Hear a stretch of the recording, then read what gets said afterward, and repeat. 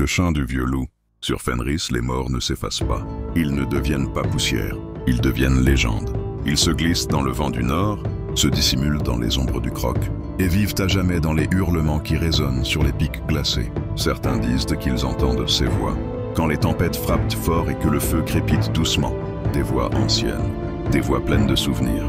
Moi, je sais qu'une de ces voix m'est familière, car avant que je ne tienne un pinceau, avant même que je connaisse le nom de Leman Russ, il y avait quelqu'un pour me raconter la vérité. Pas celle qu'on trouve dans les archives de Terra, ni dans les grimoires du Mechanicus, mais une vérité plus vieille encore, transmise de loup en loup, de cœur en cœur. Il parlait des Space Wolves comme on raconte des sagas au coin du feu, avec des yeux brillants et une voix marquée par la vie. Il décrivait les guerriers de Fenris avec une telle force que même un enfant pouvait sentir la morsure du gel, le poids d'une hache énergétique et l'odeur du sang sur la neige. Ce n'était pas un maître de guerre, pas un capitaine, mais il portait l'esprit des Space Wolves plus fidèlement que bien des vétérans. Dans ces mots, j'ai appris ce que signifiait faire partie d'une meute, ce que signifiait protéger, combattre pour les siens, mourir debout, vivre libre. Il m'a appris que les Space Wolves ne sont pas des soldats, ce sont des frères, des chasseurs, des buveurs, des rêveurs, des monstres aussi parfois, mais jamais des traîtres, jamais seuls.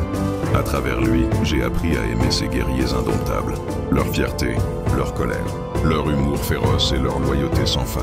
Chaque fois qu'il racontait une bataille, ce n'était pas une histoire, c'était un souvenir qu'il partageait, comme s'il y avait été, comme s'il y appartenait.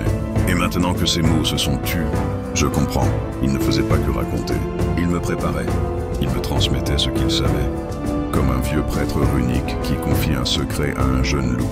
Je ne l'ai pas su tout de suite. Mais un jour, en peignant un casque gris, j'ai entendu un écho. Pas un bruit, un sentiment, quelque chose de chaud, de puissant, comme un regard posé sur mon épaule. Il n'est plus là, mais il n'est pas parti.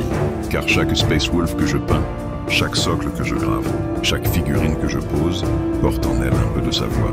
Il a été le premier à hurler pour moi. Et maintenant, c'est à mon tour de hurler pour lui.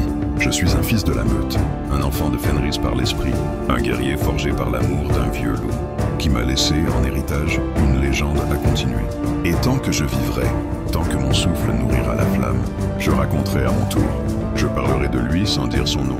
Je porterai sa mémoire sur mes épaules, comme un totem, car le vieux loup veille toujours. Et tant que sa saga vivra à travers moi, il ne sera jamais oublié.